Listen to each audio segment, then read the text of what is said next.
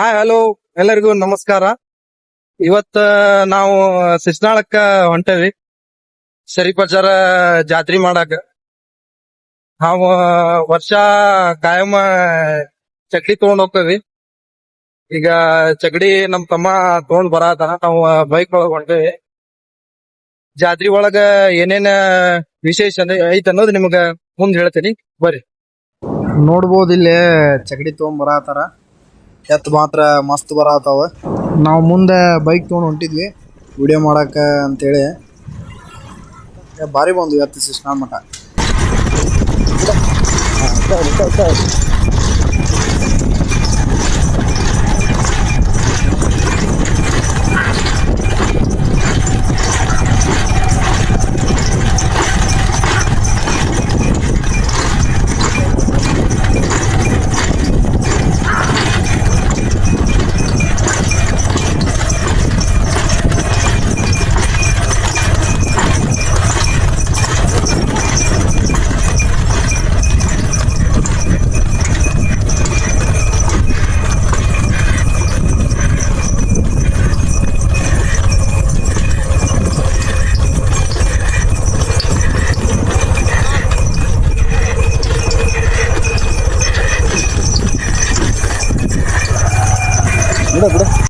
ನಮ್ಮೂರ ಬಂದ್ಬಿಟ್ಟ ಹಿರಿಯರ ಕುಣಿ. ನಮ್ಮ ಊರಾಗ ಸಿಸ್ನಾಳ ಸರಿಪಜ್ಜಾರ್ದ ಅಲ್ಲಿ ಕೂಡ ಜಾತ್ರಿ ಮಾಡ್ತಾರ.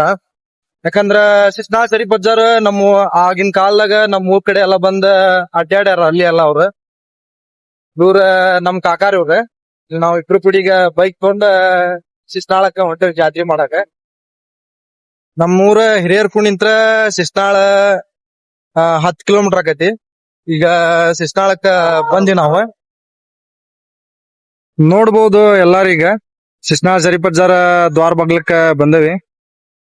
ಬಾಳ ಅಂದ್ರ ಬಾಳ ಜನ ಕುಡೇತಿಲ್ಲಿ.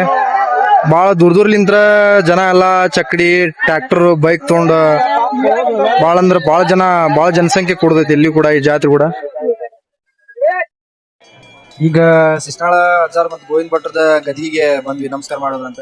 ಎಲ್ಲರೂ ಒಂದ್ಸಲ ನಮಸ್ಕಾರ ಮಾಡ್ಬಿಡ್ರಿ ನೀವು ಕೂಡ. ಇವ್ರದ್ದು ಗೋವಿಂದ ಭಟ್ರು ಹಾಗೂ ಸಿಸ್ನಾಳ ಸರಿಪಜ್ಜಾರ್ ಇವ್ರು ಗುರು ಶಿಷ್ಯರು.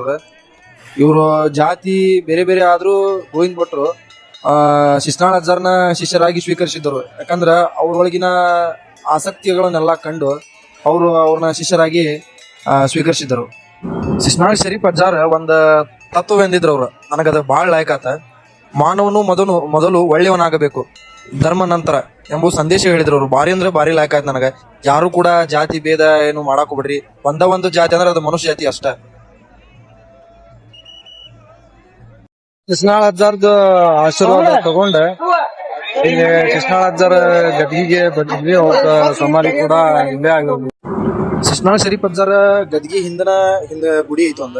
ಆ ಗುಡಿ ಒಳಗ ಸಿಸ್ನಾಳ ಸರಿಪಜ್ಜಾರ್ ಗೋವಿಂದ ಭಟ್ರದ ಮೂರ್ತಿ ಕೂಡ ಐತಿ. ನೋಡಂಬರಿಲಿ ನೋಡ್ಕೊಂತ ಅವ್ರ ಬಗ್ಗೆ ಒಂದ್ ಸ್ವಲ್ಪ ಕೆಲವೊಂದು ಮಾತುಗಳನ್ನ ಮಾತಾಡೋಣ. ಸಿಸ್ನಾಳ ಸರಿಪಜ್ಜಾರ್ ಸಿಗ್ಗಾಂವ್ ತಾಲೂಕ ಹಾವೇರಿ ಜಿಲ್ಲೆ ಸಿಸ್ನಾಳದೊಳಗ ಜನಿಸಿದ್ರು 1819ರಾಗ. ಸಿಸ್ನಾಳ ಸರಿಪರ ಗುರುಗಳಾದ ಶ್ರೀ ಗೋವಿಂದ ಭಟ್ರು ಕುಂದಗೋಳ ತಾಲೂಕ ಧಾರವಾಡ ಡಿಸ್ಟಿಕ್ ಕಳಸದೊಳಗ ಜನಿಸಿದ್ರು. ಅವರು 19ನೇ ಶತಮಾನದಾಗ ಜನಿಸಿದ್ರು.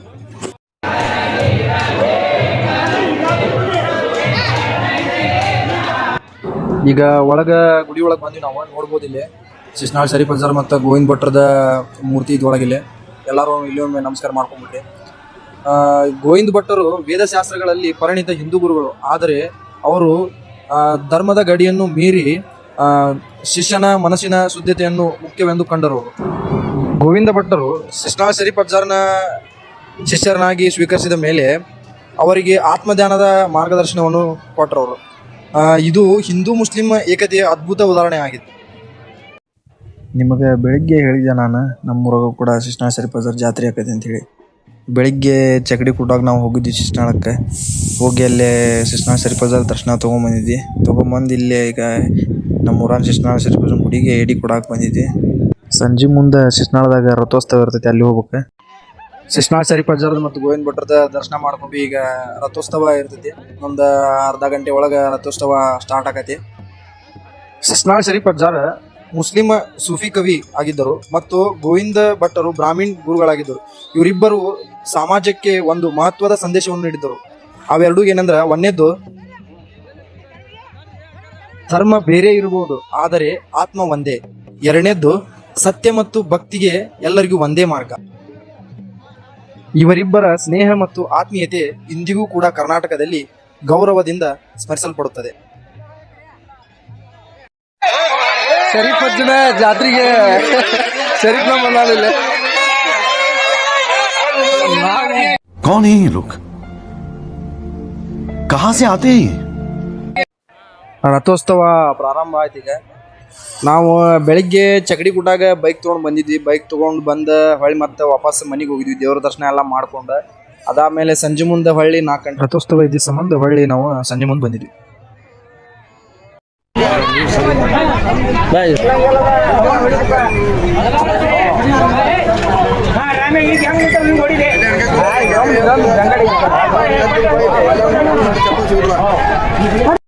ನಿನ್ನೆ ಸಾಯಂಕಾಲ ತೇರ ರಥೋತ್ಸವ ಎಲ್ಲ ಮುಗಿದ ಮೇಲೆ 7:30ಗೆ ಮನೆಗೆ ಹೋದೆ. ನಾ ಬರ್ಬೇಕಾರೆ ನಮ್ಮ ಕಾಕಾರನ್ನ ಕರ್ಕೊಂಬಂದಿದ್ದೆ. ನಮ್ಮ ಕಾಕಾರ ಇಲ್ಲೇ ಉಳ್ಕೊಂಡ್ರವ್ರು. ನಾ ಒಬ್ಬನ ಹೊಳ್ಳಿ 7:30ಗೆ ಮನೆಗೆ ಹೋದೆ. ಇವತ್ತು ನಮ್ಮ ಅಪ್ಪಾಚಾರನ್ನ ಕರ್ಕೊಂಡು ನಾ ಗುಡಿಗೆ ಬಂದೆ. ಇವತ್ತು ಕಡಿಮೆ ಕಾಳ ಇರ್ತೈತಿ ಇಲ್ಲೇ. ಎಲ್ಲಾರು ನಿನ್ನ ಚಗಡಿ ತೊಗೊಂಬಂದು ವಸ್ತಿ ಉಳಿದಿರ್ತಾರೆ ಇಲ್ಲೇ. ಇವತ್ತು ಬೆಳಿಗ್ಗೆ ಬಂದು ಇಲ್ಲೇ ಮುಂದ್ಗಡೆ ಕೆರೆ ಐತಿ. ಎತ್ತಿ ಮೇ ಎಲ್ಲ ತೊಳೆದು ತಾವು ಎಲ್ಲ ಜಳಕ ಮಾಡಿ ಈ ಥರ ಅಜ್ಜನ ಕಡೆ ಬಂದು ದರ್ಶನ ತೊಗೊಂಡು ನಾನು ನಮ್ಮ ಅಪ್ಪಾಜಿ ಇಬ್ಬರು ಕೂಡ ಈಗ ದೇವ್ರ ದರ್ಶನ ಮಾಡ್ಕೊಂಬಂದ್ವಿ. ಇಲ್ಲೇ ಜ್ಯೂಸ್ ಕುಡಿದ್ರಾತಂತೇಳಿ ಜ್ಯೂಸ್ ಕುಡಿಯಾಕೆ ಬಂದಿದ್ವಿ. ಭಾಳ ಅಂದ್ರೆ ಭಾಳ ಬಿಸಿಲೈತಿ. ಜಾತ್ರೆಗೆಲ್ಲ ಅಡ್ಡಾಡಿದ್ವಿ. ಈಗ ಭಯಂಕರ ಬಿಸಿಲೈತಿ ನಮ್ಮ ಉತ್ತರ ಕರ್ನಾಟಕ ಕಡೆಗೆ. ಅದ್ರ ಸಂಬಂಧ ಆರೆಂಜ್ ತಗೊಂಡಿದ್ವಿ.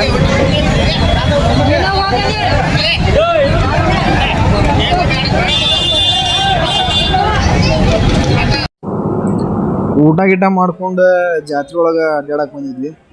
ಇವತ್ತು ಇಲ್ಲಿದ್ದ ಊಟ ಏನು ಸ್ಪೆಷಲ್ ಅಂದ್ರೆ ಚಿಕನ್ ಮತ್ತು ಕಟಕ್ ರೊಟ್ಟಿ ಇರ್ತೈತಿ. ಊಟ ಮಾಡ್ಕೊಂಡು ಹಂಗೆ ಜಾತ್ರೆಗೆ ಅಡ್ಡಾಡಿದ್ರೆ ಆತ. ಇನ್ನೇನು 5 ಗಂಟೆಗೆ ಮನೆ ಕಡೆ ಹೋಗೋದು. ಅದ್ರ ಸಂಬಂಧ ಜಾತ್ರೆಗೆ ಅಡ್ಡಾಡಕ್ಕೆ ಬಂದ್ವಿ.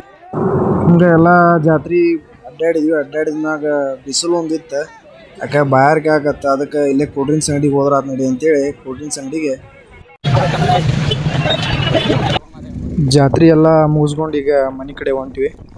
ಇವು ನಮ್ಮ ಅಜ್ಜಾರು ಎತ್ತಿವು. ಈಗ ಹೋಗೋಬೇಕಾರೆ ಅವ್ರ ಕುಟಾಗ ಹೊಂಟಿದ್ದೆ ನಾ.